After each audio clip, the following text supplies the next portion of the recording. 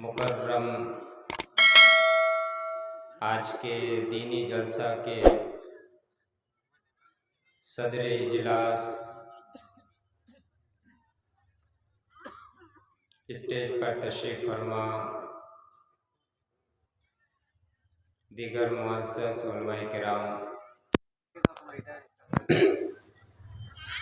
मेरे सामने बैठे हुए दीनी मिल्ली इस्लामी भाइयों और दोस्तों,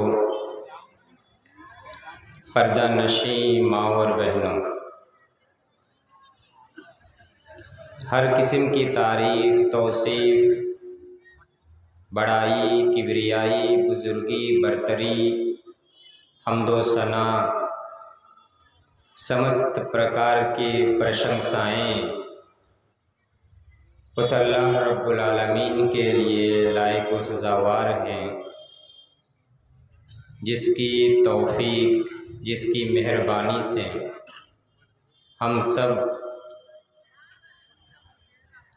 इस मजलिस में एकत्रित हुए हैं। उस अल्लाह रब्बुल आलमीन की तारीफ़ हम्दो सना करते हुए हम सब बैज़बां होकर कहे अल्हम्दुलिल्लाह। बादहु बिलउमूम उसके तमाम अंबिया किराम पर और बिलखुसूस उसके आखिरी नबी ताजदार मदनी अहमद मुज्तबा मोहम्मद मुस्तफ़ा रसूल अकरम सल्लल्लाहु अलैहि वसल्लम पर लाखों करोड़ों दरूद सलाम नाजिल हों। अल्लाहुम्मा सल्लि अलैहि अल्लाहुम्मा बारिक अलैहि व सल्लिम अलैहि तस्लीमन कसीरा। बिरादरान इस्लाम, खुतबतुल हाजा के बाद मैंने आप हजरात के सामने कुरान मजीद से दो जगह से दो आयत तिलावत की हैं। एक है सूरतुत तलाक़, सूरा नंबर 65, आयत नंबर 2 और 3 का टुकड़ा, और एक सूरतुल आराफ, सूरा नंबर 7, आयत नंबर 96। इन नुसूस की रोशनी में आज मैं आप हजरात के सामने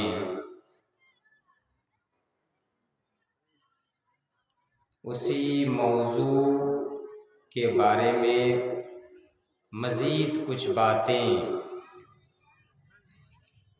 बयान करना चाहता हूँ, जिस मौजू को मैंने कल मुंतखब किया था।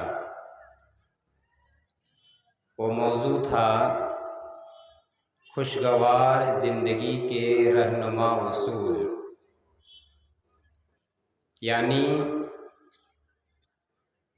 हम में से हर एक इंसान ये चाहता है कि उसकी ज़िंदगी, उसका जीवन खुशगवार हो, खुशहाल हो, उसकी ज़िंदगी में परेशानी ना हो, मुसीबत ना हो, टेंशन ना हो, बेचैनी बेकरारी ना हो, बल्कि चैन सुकून हो।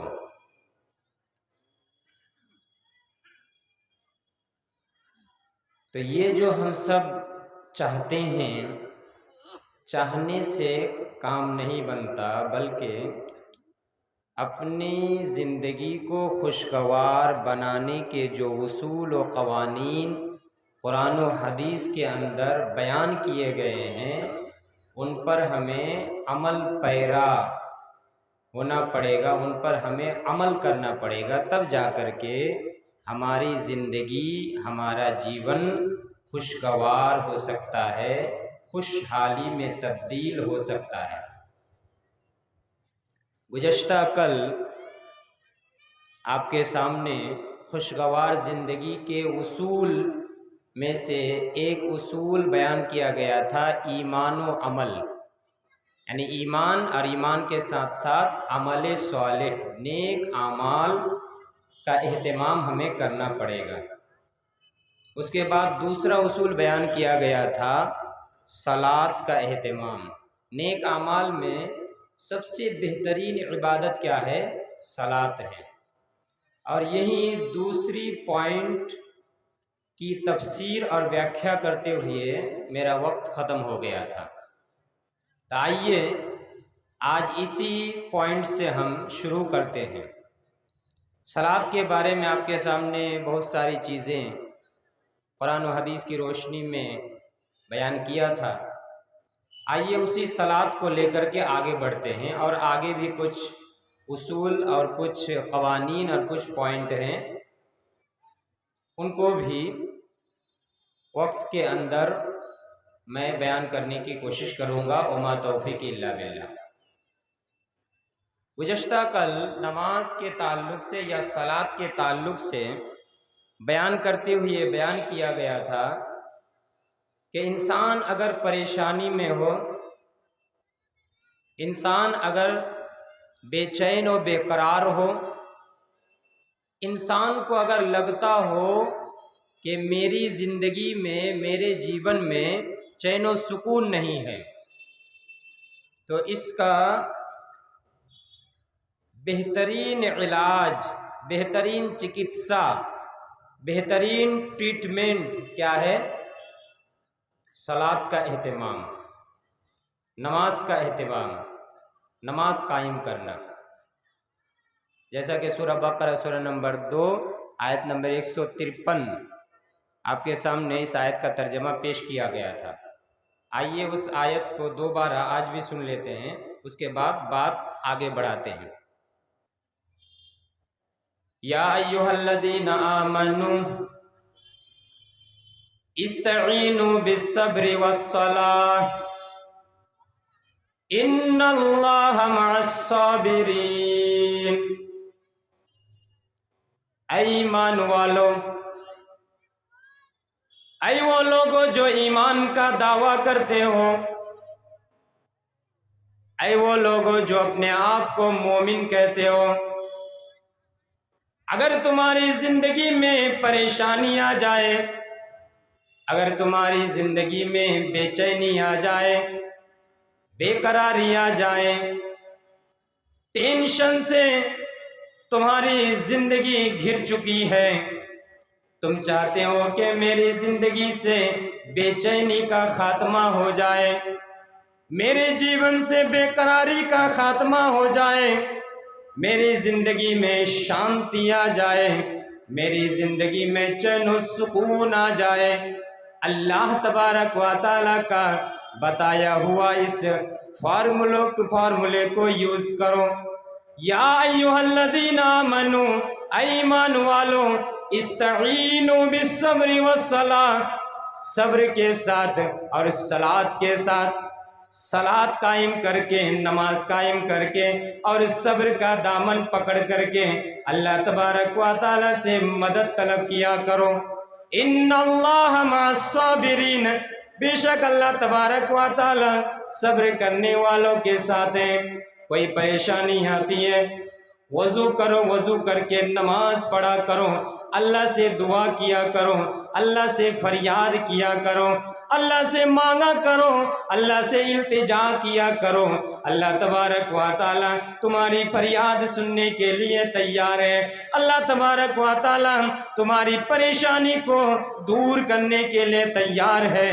या अय्युहल्लज़ीना आमनू, ईमान वालो, इस्तईनु बिस्सब्रि वस्सलाह, अल्लाह तबारक व तआला से सब्र के ज़रिए, सलात के ज़रिए मदद मांगा करो। इन्नल्लाहा मअस्साबिरीन, बेशक अल्लाह तबारक व तआला सब्र करने वालों के साथ है। अल्लाह तबारक व तआला का जो ये फार्मूला है, अल्लाह तबारक व तआला ने जो ये इलाज हमें बताया, क्या इस पर हमारा यकीन नहीं है? क्या इस पर हमारा विश्वास नहीं है? क्या इस पर हमारा भरोसा नहीं है? हम अपने आप को मोमिन कहते हैं ना, हम अपने आप को मुसलमान कहते हैं ना, तो इस पर भरोसा होना चाहिए। और परेशानी के आलम में आइए, अल्लाह के दरबार में वजू कीजिए, अल्लाहु अकबर कहकर के नमाज में दाखिल हो जाएं। अल्लाह तबारक व तआला हमारी परेशानी को दूर करने के लिए तैयार है। अल्लाह चाहता है कि मेरा बंदा, भटका हुआ बंदा, गुनाहगार बंदा, अपराधी बंदा, मुजरिम बंदा मेरे दरबार में आए और मुझसे माफ़ी मांगे, मुझसे दुआ करे, मुझसे इल्तिजा करे, मुझसे फरियाद करे। मैं फरियाद रसी करने के लिए तैयार हूँ। आइए, सलात की कितनी अहमियत है आप इस हदीस से भी अंदाज़ा लगा सकते हैं। अबू दाऊद हदीस नंबर 864, 865, 866 और ये हदीस सुनन अबी दाऊद के अंदर, सुनन तिर्मिज़ी के अंदर, सुनन निसाई के अंदर, सुनन दारमी के अंदर, मुस्नद अहमद, इन तमाम हदीस की किताब में हदीस आई है। हवाला के तौर पर, रिफरेंस के तौर पर आप याद रखें, अबू दाऊद हदीस नंबर 864, 65, 66। ये जो मैंने हदीसों की किताबों का नाम लिया, इन तमाम हदीसों की किताब में ये हदीस है, लेकिन कुछ अल्फाज का हेर फेर है, लेकिन माना और मतलब एक ही है। देखिए नमाज की कितनी अहमियत है। इन्ना अव्वल मा युहासबुन नास बिही यौमल क़ियामती मिन आमालिहिम अस्सलाह। कल क़यामत का दिन होगा, हर कोई नफ्सी नफ्सी के आलम में होगा, हर कोई चाहेगा कि मुझे मुक्ति मिल जाए, हर कोई चाहेगा कि मुझे नजात मिल जाए, हर कोई चाहेगा कि मुझे परित्राण मिल जाए। ऐसी हालत में कल क़यामत के दिन मैदान महशर में सबसे पहला सवाल जो एक बंदे से किया जाएगा, उनके आमाल में से अस्सलाह, नमाज के ताल्लुक से सबसे पहला सवाल होगा। अगर हमने नमाज अदा की है, अगर हमने नमाज कायम किया है, तो फिर हमारे तमाम के तमाम अमाल सही हो जाएंगे। अगर हमारी नमाज के अंदर बिगाड़ पैदा हो गया, नमाज के अंदर अगर खराबी पैदा हो गई, बाकी अमाल के अंदर भी गड़बड़ी पैदा हो जाएगी। सबसे पहला सवाल कल क़यामत के दिन मैदान महशर में अल्लाह की तरफ से जो पूछा जाएगा, नमाज के बारे में पूछा जाएगा, सलात के बारे में पूछा जाएगा। ऐ वो लोगों जो नमाज से गाफिल हो, ऐ वो लोगों अजान हो जाती है, अपने काम में मुलव्विस रहते हो, अपने काम में मशगूल रहते हो, अजान सुनाई देती है, नमाज पढ़ने के लिए जाने के लिए तैयार नहीं। कल क़यामत का मैदान होगा, सबसे पहले मुझसे भी, आपसे भी, हर एक इंसान से एक ही सवाल होगा, नमाज तुमने कायम किया या नहीं, सलात का एहतमाम किया या नहीं। सबसे पहला सवाल होगा सलात के बारे में। सलात अगर ठीक, बाकी तमाम के तमाम अमाल सही, और अगर सलात के अंदर कोई गड़बड़ी, कोई खराबी पैदा हो गई, बाकी अमाल के अंदर भी गड़बड़ी और खराबी पैदा हो जाएगी। सलात की कितनी अहमियत है। क्या इन हदीसों को सिर्फ हम सुनते रहेंगे तकरीरों में? क्या मौलवी साहब बयान करेंगे? ये तो मौलवी साहब का काम है, नमाज के बारे में कहना, ज़कात के बारे में कहना, हज के बारे में कहना, सदका और खैरात के बारे में कहना, हलाल कमाई के बारे में कहना। ये मौलवी साहब लोग अपना काम करें, हम लोग अपना काम करेंगे। ऐसा अगर है तो फिर यह तकरीर सुनकर के क्या फ़ायदा मेरे भाई और दोस्तों, माँ और बहनों? कोई फ़ायदा नहीं है। अमल के मैदान में हमें कूदना पड़ेगा, अमल के मैदान में हमें उतरना पड़ेगा, तब जाकर के ये जैसा जुलूस कामयाब होगा, ये तकरीरें कामयाब होगी जब हम अमल के मैदान में आएंगे। सलात इतनी अहम इबादत है, क़यामत के दिन सबसे पहला सवाल सलात के बारे में, नमाज के बारे में होगा। और अभी आपने सुना सूरह बकरा सूरह नंबर 2 आयत नंबर 153 का तर्जमा मैंने आपके सामने पेश किया कि अगर किसी की ज़िंदगी में परेशानी है, वो सब्र के ज़रिए और सलात के ज़रिए अल्लाह ताला से दुआ करे, मदद तलब करे, परेशानियों का खात्मा हो जाएगा, अल्लाह ताला दूर कर देगा, इंशाअल्लाह ज़रूर दूर होगा। और इस पर बहुत सारे वाक़यात भी हैं। हाफिज़ इब्न असाकिर रहमहुल्लाह, बहुत बड़े एक अल्लामा हाफिज़ इब्न असाकिर, उन्होंने एक किताब लिखी तारीख़ दिमश्क। तारीख़ दिमश्क के अंदर उन्होंने एक वाक़या बयान किया है सलात की अहमियत और फजीलत के ताल्लुक़ से। ये वाक़या कहाँ तक सही है, ज़ईफ़ है, मैं उसकी छानबीन नहीं किया हूँ, लेकिन इसको आप एक एग्ज़ाम्पल के तौर पर, मिसाल के तौर पर ले सकते हैं, उदाहरण के तौर पर आप ले सकते हैं। हाफिज़ इब्न असाकिर रहमहुल्लाह ने अपनी किताब तारीख़ दिमश्क के अंदर एक वाक़या पेश किया है, जिस वाक़या को मैं भी बयान करूँगा, आप सुने और अंदाज़ा लगाएं कि नमाज की कितनी अहमियत है। और जो नमाज पढ़ता है और अल्लाह ताला से दुआ करता है तो उसकी परेशानी अल्लाह ताला ज़रूर दूर करता है। वो वाक़या क्या है? एक फ़कीर आदमी एक खच्चर को लेकर के सवारी का काम किया करता था। खच्चर समझते हैं ना? खच्चर गधा से थोड़ा सा बड़ा और घोड़े से थोड़ा सा छोटा, गधे की तरह ही लगता है देखने में, खच्चर। एक आदमी खच्चर को लेकर सवारी का काम किया करता था। दिमश्क से लेकर के ज़ैदान तक लोगों को सवार करके ले जाता और किराया वसूल करता था। उसका जरिया माश यानी इनकम करने का जरिया, सोर्स ऑफ इनकम, यही खच्चर के ऊपर लोगों को सवार करके दिमश्क से ज़ैदान, दिमश्क जिसको इंग्लिश में दमस्कस कहा जाता है, Damascus is the capital of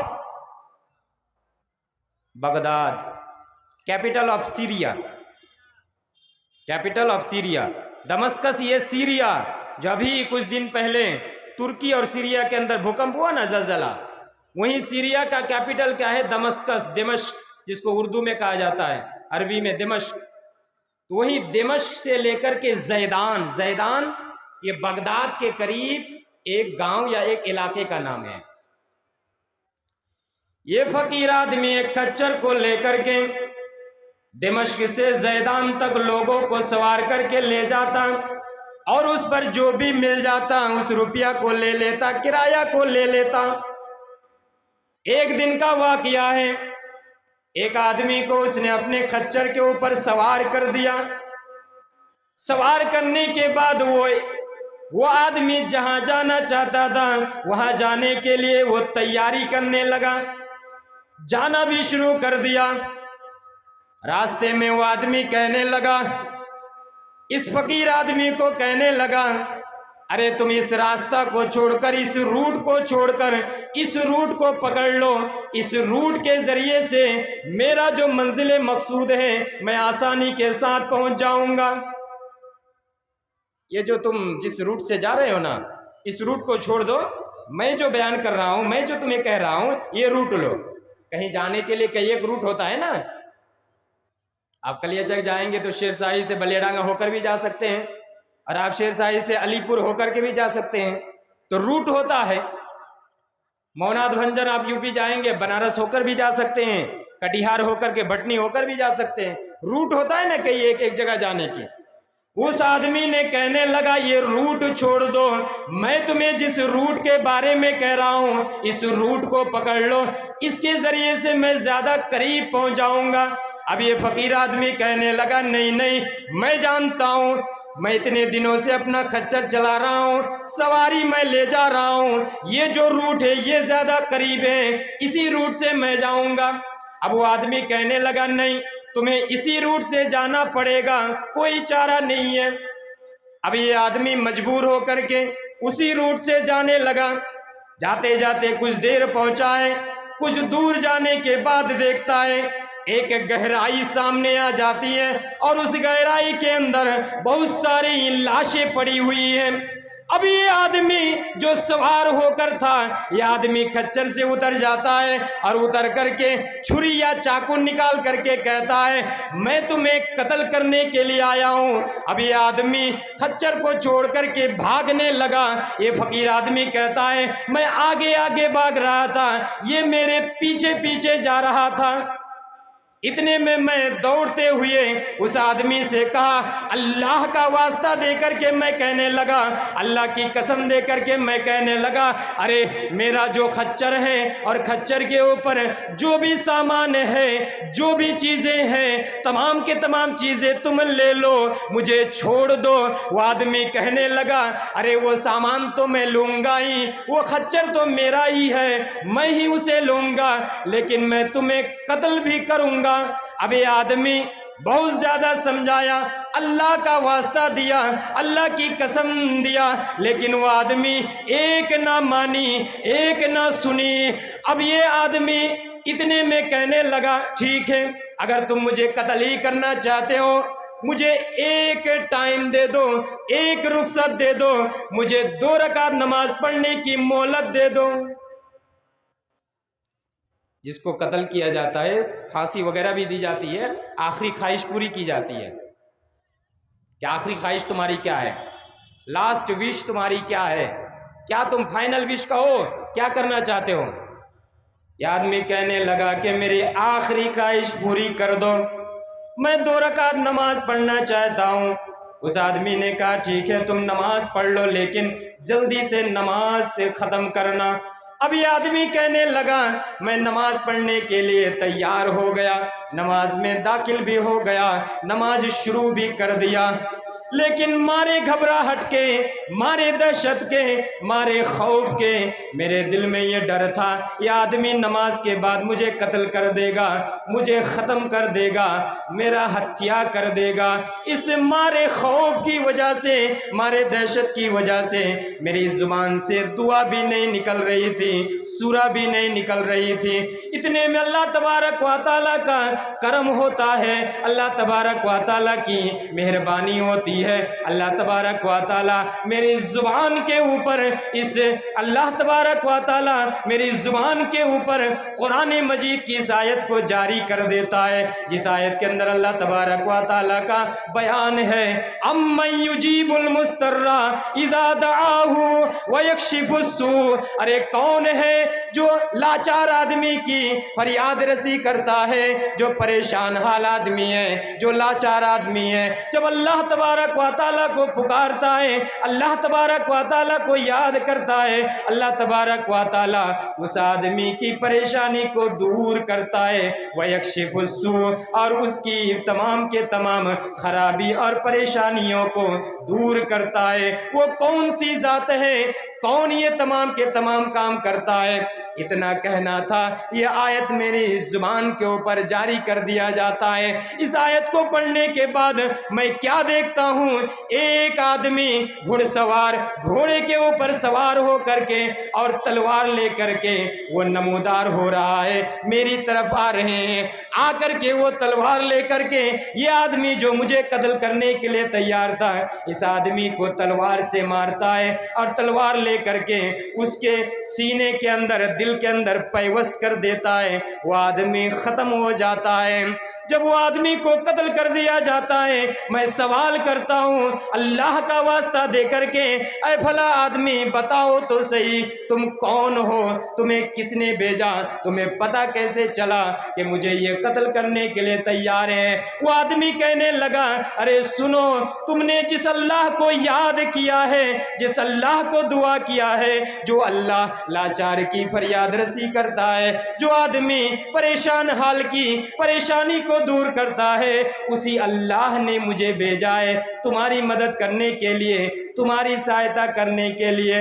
अब वो आदमी चला जाता है। अब मैं अपना खच्चर और सामान लेकर के वापस आ जाता हूँ। क्या पता चला मेरे भाई और दोस्तों इस वाकया से? नमाज की अहमियत, बंदे मोमिन जब नमाज का एहतमाम करता है, अल्लाह तबारक व तआला परेशानियां दूर कर देता है नमाज के ज़रिए से। ये वाक़या इस बात पर शाहिद है। इस वाक़िया से पता चलता है। इस वाक़िया को हाफिज़ इब्न असाकिर रहमहुल्लाह ने अपनी किताब तारीख़ दिमश्क के अंदर बयान किया है।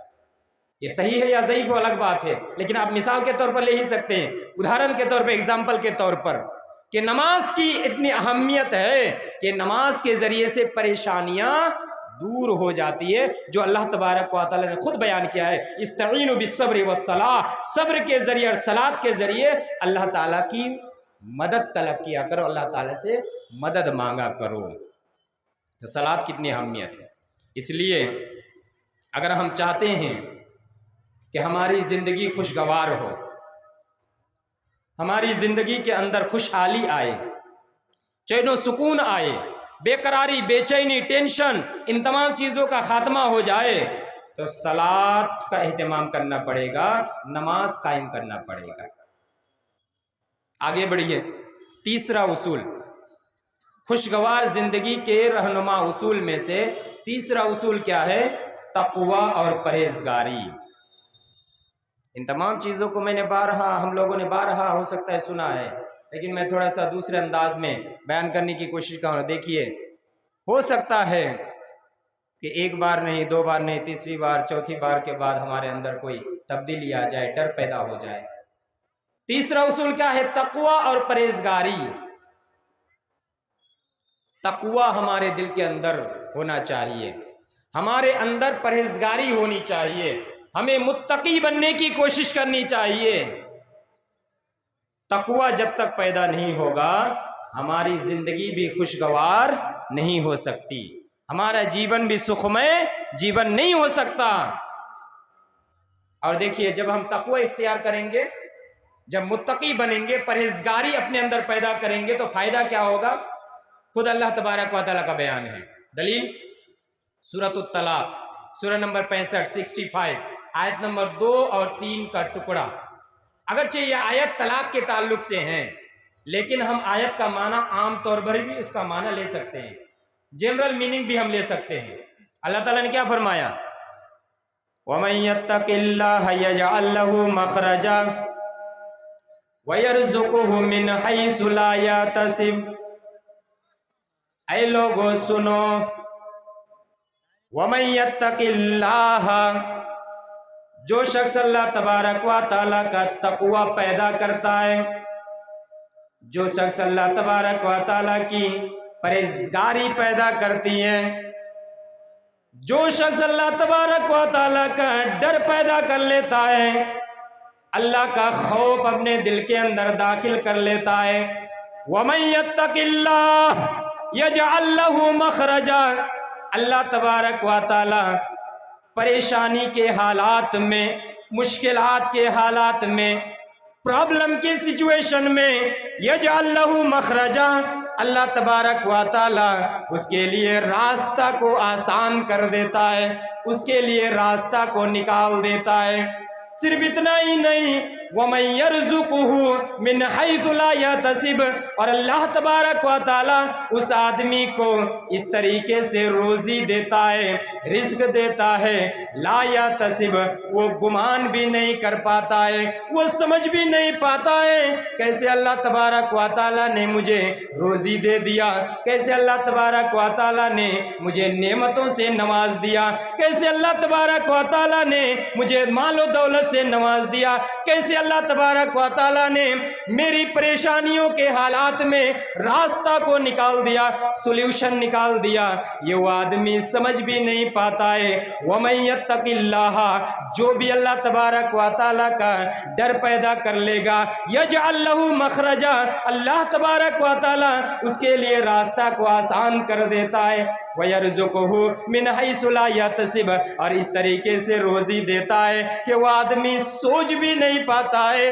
जैसे एक मिसाल के तौर पर, एक परिंदा सुबह के वक्त में खाली पेट निकलता है, उड़ता हुआ गगन में और आकाश में उड़ता रहता है, लेकिन उसे पता नहीं रहता है मेरी रोज़ी कहाँ है, मेरा रिस्क का इंतज़ाम कहाँ है, लेकिन उसे खाना मिल जाता है, उसे रोज़ी मिल जाती है, उसे रिस्क मिल जाता है, भरा अपना पेट भर करके शाम को अपने घोंसले में वापस आ जाता है। उसी तरह से एक आदमी जब अपने दिल के अंदर अल्लाह का खौफ दाखिल कर लेगा, अल्लाह का डर पैदा कर लेगा, अल्लाह का तकवा पैदा कर लेगा, अल्लाह तबारक व तआला ऐसे रोजी का इंतजाम कर देगा, वह आदमी टेर भी नहीं पाएगा, उस आदमी को वह गुमान भी नहीं होगा, पता ही न चलेगा कि अल्लाह तबारक व तआला ने कैसे मुझे रोजी दे दिया, अल्लाह तबारक व तआला ने कैसे मेरी रोजी का इंतजाम कर दिया, ये उसे पता भी नहीं चलेगा। उसका कॉन्सेप्ट में वहमो गुमान में आएगा ही नहीं,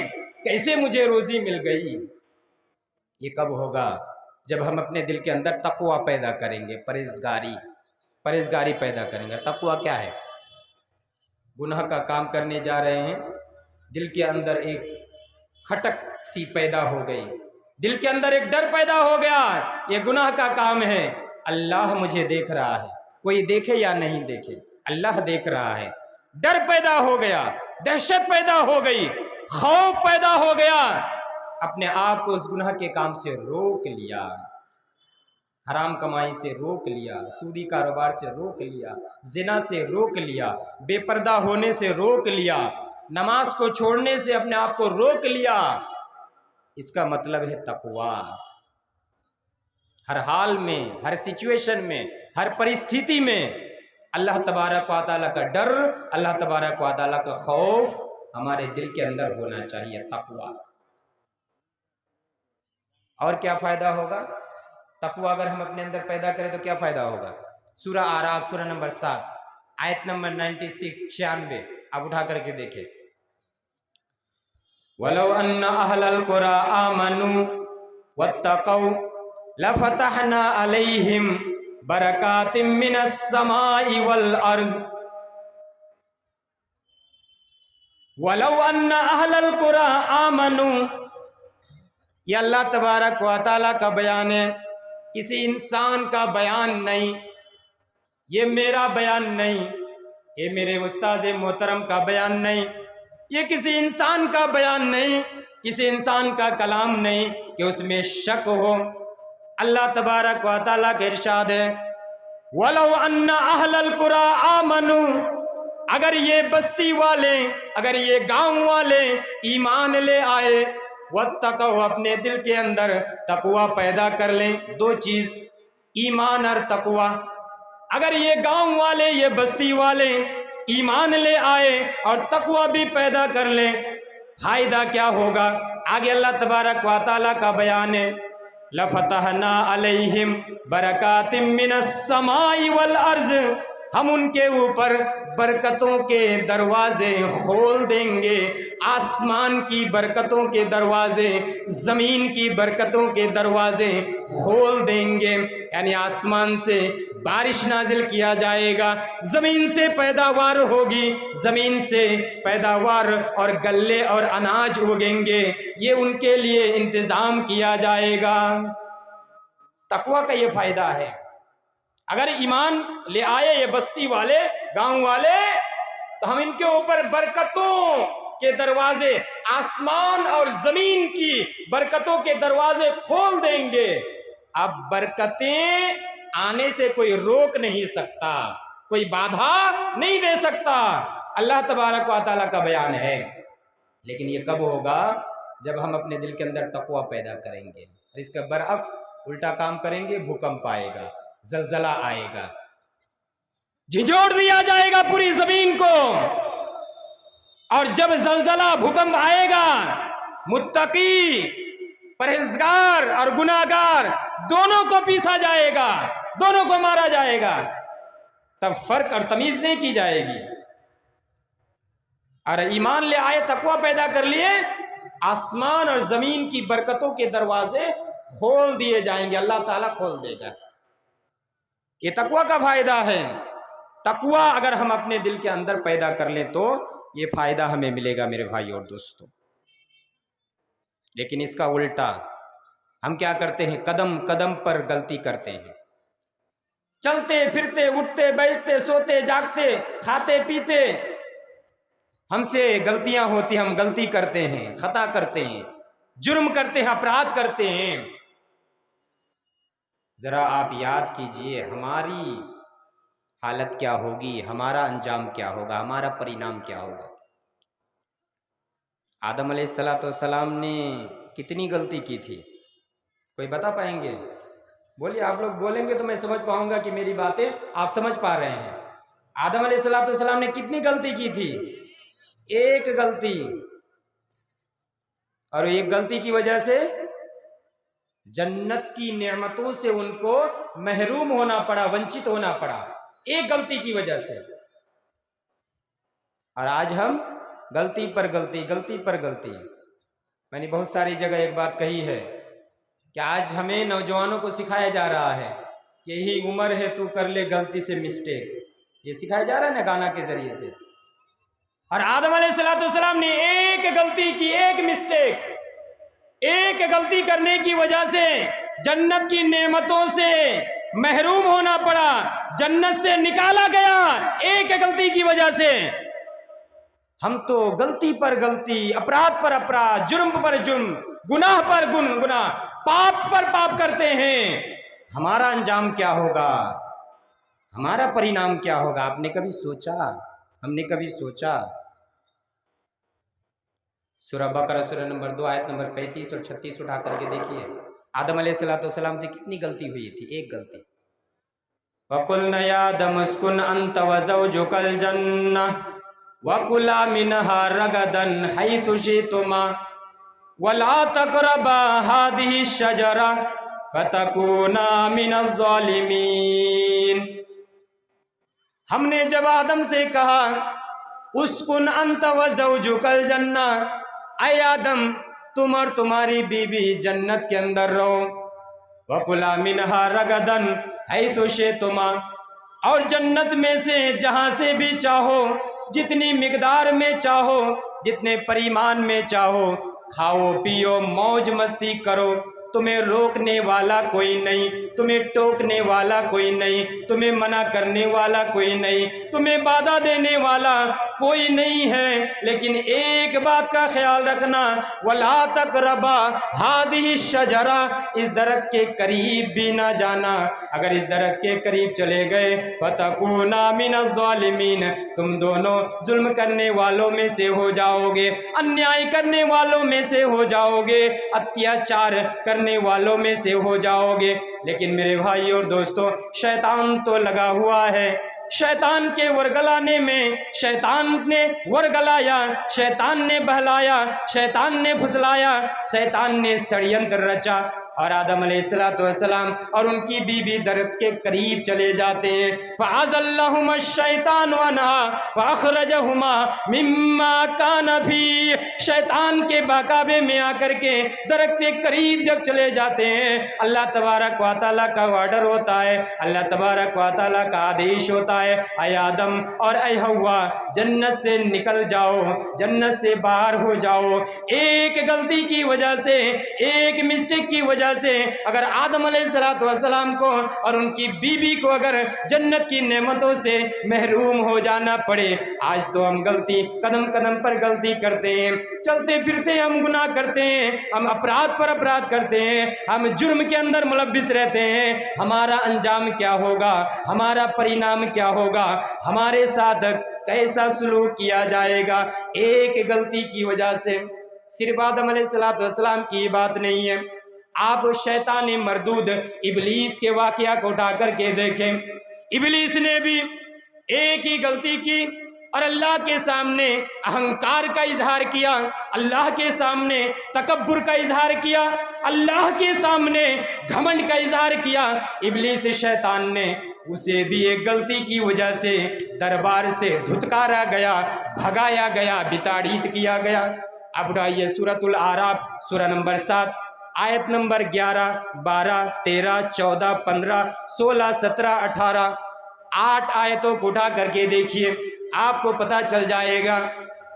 शैतान मरदूद इब्लीस को भी धुतकारा गया, भगाया गया, बिताड़ित किया गया। क्या वाक़या है? वलक़द ख़लक़नाकुम सुम्मा सव्वरनाकुम सुम्मा क़ुल्ना लिल मलाइकति इसजुदू लि आदम फसजदू इल्ला इब्लीस लम यकुम मिनस साजिदीन। अल्लाह तबारक व तआला का बयान है, हमने तुमको पैदा किया, तुमको यानी आदम को, आय आदम ने तुमको पैदा किया, तुम सव्वरनाकुम, हमने तुम्हारी सूरत बनाई, हमने तुम्हारी शक्ल बनाई, हमने तुम्हें आकार दिया। तुम्हारी सूरत बनाने के बाद सुम्मा कुलना लिल मलाइकति इसजुदू, फिर तमाम के तमाम फरिश्तों से मैंने कहा आदम अलैहिस्सलाम को सजदा करो।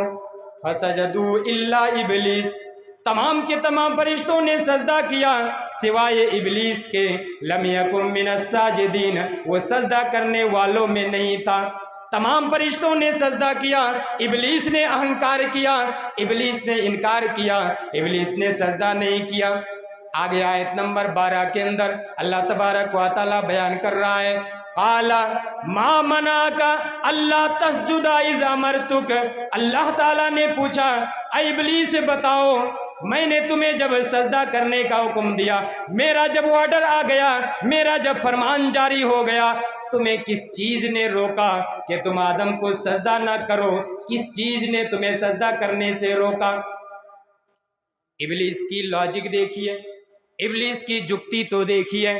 इब्लीस ने कहा, काला अना खैरुम मिन्हु खलक़तनी मिन नार व खलक़तहु मिन तीन। ऐ अल्लाह, मैं आदम से बेहतर हूँ, मैं आदम से बेस्ट हूँ, इसलिए कि तूने मुझे आग से पैदा किया है और आदम को मिट्टी से पैदा किया है। आग की ये खुसूसियतें, आग को जलाया जाता है, आग का शीशा ऊपर उठता है, मिट्टी को जब डाला जाता है, मिट्टी की खुसूसियतें वो नीचे गिरती है। इब्लीस ने लॉजिक लगाया, अना खैरुम मिन्हु, आदम से मैं बेहतर हूँ, मुझे अल्लाह आपने मुझे आग से पैदा किया है और आदम को मिट्टी से पैदा किया है, भला मैं आग से पैदा, मैं बेस्ट आदमी, मैं आदम को कैसे सजदा कर सकता हूँ? मैं कैसे उसके सामने सर झुका सकता हूँ? इब्लीस ने लॉजिक लगाया। यहाँ आप याद रखें, सबसे पहले किसने लॉजिक पेश किया था अल्लाह ताला के सामने? इब्लीस ने। हमें याद रखना चाहिए, हम बहुत सारे मौके पर मसाइल में, फतवा में क्या करते हैं, कुरान और हदीस को एक तरफ रखते हैं और लॉजिक पेश करते हैं, जुक्ति देते हैं। उन लोगों से मैं कहना चाहूँगा जो कुरान और हदीस के दलाइल रहते हुए, कुरान और हदीस के प्रूफ रहते हुए लॉजिक पेश करते हैं, उनको डरना चाहिए कि लॉजिक पेश करने वाला सबसे पहला शख्स कौन था? इब्लीस था, शैतान मरदूद इब्लीस। उसने जुक्ति पेश किया था ना, अरे मुझे आग से पैदा किया गया है, मैं बेहतर हूं आदम से, आदम को मिट्टी से पैदा किया गया, मैं आदम को सजदा कैसे कर सकता हूं? मुझसे ये नहीं हो सकता, मैं कैसे उसे सजदा कर सकता हूं? हाँ, शरीयत की बातें बयान करने के बाद अगर मजीद समझाने के लिए आपको जुक्ति दे, लॉजिक दे, तो फिर ठीक है। मजीद उसको वाज़ेह करने के लिए, मजीद उसका एक्सप्लेनेशन, व्याख्या करने के लिए अगर आप कहें, लॉजिक दे, तो ठीक है। लेकिन आप दलील को एक तरफ रख करके लॉजिक पेश करेंगे, वो एक्सेप्टेबल नहीं है, वो काबिल कबूल नहीं है। शैतान मरदूद इब्लीस ने सबसे पहले लॉजिक पेश किया। और एक और हदीस बयान कर दूं, अली रज़ी अल्लाह तआला अन्हु से मरवी है, लॉजिक के ताल्लुक से। अगर लॉजिक और जुक्ति के ऊपर अगर हमारी शरीयत होती तो अली रज़ी अल्लाह तआला ने क्या कहा, लौकान दीन बिर्राई लकान असफलुल खुफ़ औला मिन आलाहु वक़द राइतु रसूलुल्लाह सल्लल्लाहु अलैहि वसल्लम यमसहु अला ज़ाहिर खुफ़ैहि। अबू दाऊद वगैरह के अंदर यह हदीस आई है। अली रज़ी अल्लाह तआला ने क्या फरमाया, अगर लौकान दीन बिर्राई, अगर दीन का मामला, शरीयत का मामला अगर अक्ल पर होता, शरीयत का मामला अगर अक्ल पर होता, अक्ल की कसौटी पर अगर मसाइल को हम परखते, तो लकाना असफलुल खुफ़्फ़े, मोजा के ऊपर हम सब मसा करते हैं ना, मोजा के ऊपर ठंडी के मौसम में मोजा के ऊपर मसा करते हैं, तो उसका तो कायदा है, नियम कानून है ना कि वजू करके आपको मोजा पहनना पड़ेगा।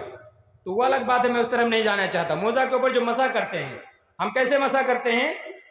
मोजा के नीचे मसा करते हैं, हाँ? कोई बताएंगे कैसे मसा करते हैं मोजा के नीचे? शायद मेरी बात आप लोग नहीं समझ पा रहे हैं, मेरी उर्दू हार्ड हो रही है क्या? मोजा के नीचे हम लोग मसा करते हैं क्या? अगर करते हैं तो ये गलत है, आप सीख जाइए। मोजा के नीचे अगर मसा करे तो मसा ही नहीं होगा। मोजा के ऊपर हम मसा करते हैं ना, ऊपर, इधर से ऊपर से, लेकिन हमारी अक्ल क्या कहती है? नीचे करना चाहिए। क्यों? धूल वगैरह तो नीचे लगती है ना, जब हम चल फिरते हैं तो धूल वगैरह कहाँ लगती है? नीचे लगती है। तो अक्ल तो ये कहती है कि मोजा के नीचे मसा करना चाहिए, लेकिन अली रज़ी अल्लाह तआला अन्हु कहते हैं लौकान दीनो बिर्राय, अगर दीन का मामला अक्ल पर होता तो लकान असफलुल खुफ्फे, मोजा का निचला हिस्सा औला मिन आलाहू, ये बेहतर होता मसा करने के एतबार से मिन आलाहू, उसके ऊपरी हिस्सा से। अकल तो ये कहती है कि ऊपर मसा ना करके नीचे किया जाए, लेकिन मैंने चूंकि वक़द रअयतु रसूलुल्लाह सल्लल्लाहु अलैहि वसल्लम यमसहु अला ज़ाहिर खुफ़ैहि, मैंने अपनी आंखों से देखा है रसूलुल्लाह सल्लल्लाहु अलैहि वसल्लम को मोजा के ऊपर मसा करते हुए। इसलिए अक्ल को गोली मारो, नबी की बात को मानो। जब हदीस आ जाए तो लॉजिक और जुक्ति की कोई कीमत नहीं है, कोई वैल्यू नहीं है, कोई वैल्यूएशन है ही नहीं। जब दलील आ जाए, ये अलग बात है कि हमारी शरीयत लॉजिकल शरीयत है, लेकिन हम ना समझ पाए तो ये अलग बात है। हम अपनी तरफ से लॉजिक देने की कोशिश करें, ये सही नहीं है। बयान करने का मकसद ये है कि शरीयत के मामले में कुरान और हदीस के रहते हुए हमें लॉजिक पेश नहीं करना चाहिए। अरे ऐसा होना चाहिए, वैसा होना चाहिए, ऐसा है वैसा है। जिस मामले में भी हो, जिस मसला में भी हो, कुरान और हदीस की दलील है, दलील को हमें मानना चाहिए।